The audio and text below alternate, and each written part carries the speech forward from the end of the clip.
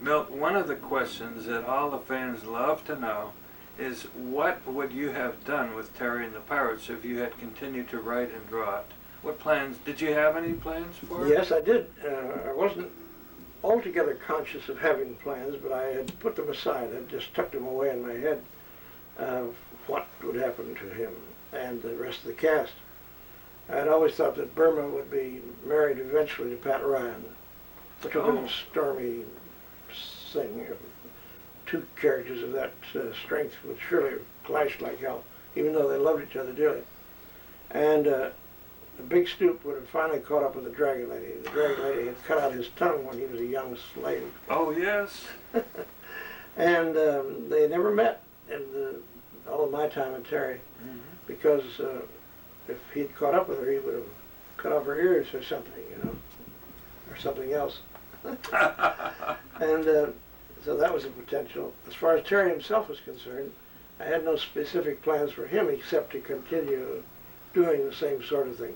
Because once these people who are freewheeling, range anywhere, are shot down to working in a bank or something, or working in a single place, it takes the edge off of they're restless, they're unhappy, they need to be moving until they can no longer move. And it's kind of sad to see an old adventure character like Errol Flynn, you know, after he's no longer jumping over the walls and being Robin Hood.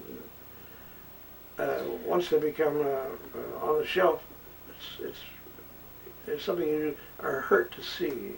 Better not to see it. I often wondered if, I don't know if it's really good to speculate at all, but I wondered if you would reintroduce a young kid as a sidekick to Terry, and then Terry would sort of take over the Pat Ryan role. I hadn't thought about that simply because of the title. Since it was a copyrighted, registered title, usually it's better to keep your head guy in the front of the scene. A general title, such as Gasoline Alley, gives you carte blanche to bring in, take out characters. Lots of people call it skeezy, just as they call bringing up Father, Jiggs, and Maggie. And then the identification is so complete that you can't ever change them. You're stuck with it. But you can shift the camera. You can have other people have adventures. And, a good example of that is the way MASH is handled, where one episode will feature Father Mulcahy, and another one will feature the nurse, our nurses, and so on. Now Terry was, Steve Canyon was once described as being Terry grown up. A lot of people just project and say, well, this is what he would have done with Terry.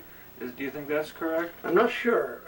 In my mind's eye, Steve Canyon had a background similar to my own, much more so than Terry. Terry, we knew, grew up in China and all that kind of thing.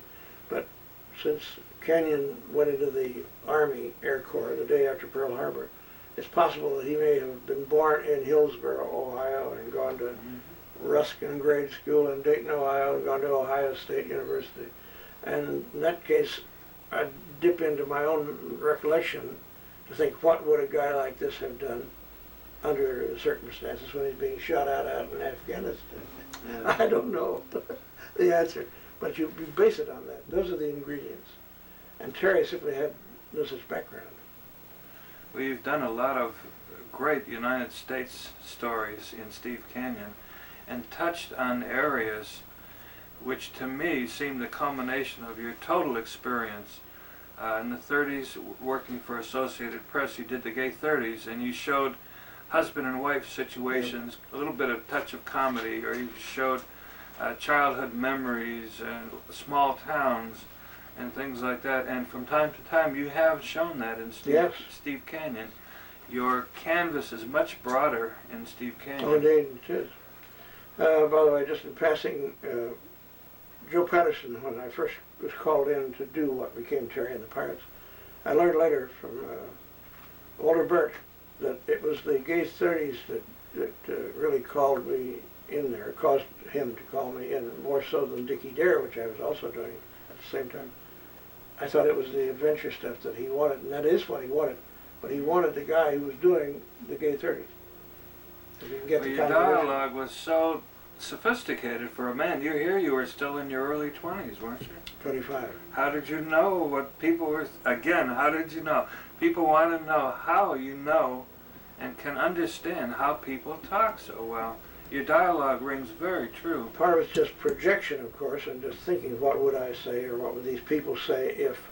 But it's also a matter of picking up from your peers around you what you should be doing that you're not. Give you for instance, I showed this young married couple, which was obviously Bunny and me, in an apartment somewhere in some city. And Bunny looked at it in the laconic way she has of these things, and she says, it looks like nobody lives in that apartment. I wasn't putting in enough background, not enough atmosphere around these two. I was concentrating so on the two people that you didn't see the kind of world in which they lived. But she hit it right on the money. That was exactly what was missing. That is great. And that's the last time she looked at it. Well, we're thinking of reprinting some of those now. We have a new project afoot, and thanks to our publisher Denis Kitchen, we're going to be putting out, at least we're going to start as a quarterly, and we don't know, it may become a bi-monthly, Steve Canyon magazine. And in that there's going to be a section called the Milt Caniff Scrapbook, and we're going to reprint a lot of these early panels that you did. Good. I'd like to see them again. Some of them are pretty good. I mean, when I say this, you've got to forgive me that you do look objectively at what you're doing. You damn well better. And when I say it was pretty good, that doesn't mean that I am now taking bows, forced bows. It's just that you evaluated it. It was good for what it was. Just as Terry was good for what it was. It was a pioneer thing and so on. Did it make you much money? Those were depression times, weren't they, when you were doing those? When I was doing the Gay 30s, it was $50 a week. For a week? Mm-hmm. How many of those cartoons did you do a week? Well, six. Six, I see. And But you were doing other things besides that, weren't you? Weren't you a staff artist? No, when I finally had these two things going, the Gay 30s and the Dickie Dare paid $75 a week, and the other thing paid $50. I was getting $100 a quarter. And I took a cut to start Terry. Wow. How much was your apartment rent in New York in those days? It's probably about $50 a month, I imagine. I can't remember now, but it was no more than that, I'm sure. Uh-huh. And food was cheaper. Yeah. But still, $50 a week is not very much. Did the guys at Associated Press feel they weren't getting paid enough? Yeah. Or were they just grateful to have a job? Well, in the beginning, you're grateful to have the job, but then you realize, when I went to work there for $60 a week, you can't live in New York.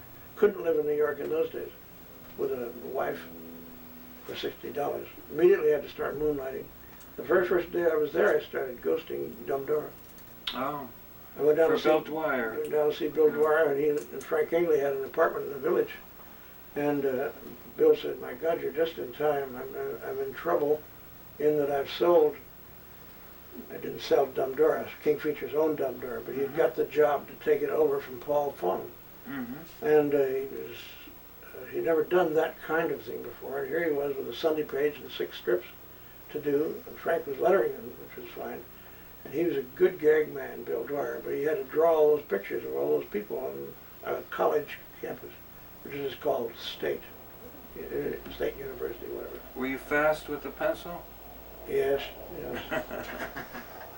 And so you did this at night after your regular shift at Associated Press? Yes, it was a little seldom about the sleep, but you do what you have to do. I've seen But some of $17 those. a week for that. That's all? $17 That's a week? all. Wow.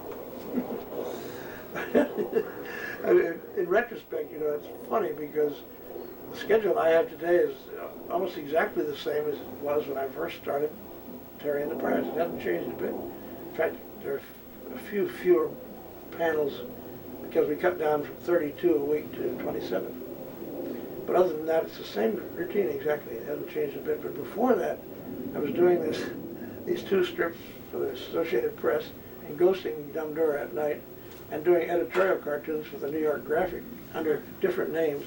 There was a drugstore across the street, and I used the name of Schopenhauer or something, whatever he was. And I used to get mail from sent to Schopenhauer saying, "You dirty so-and-so." I disagree with it. They were in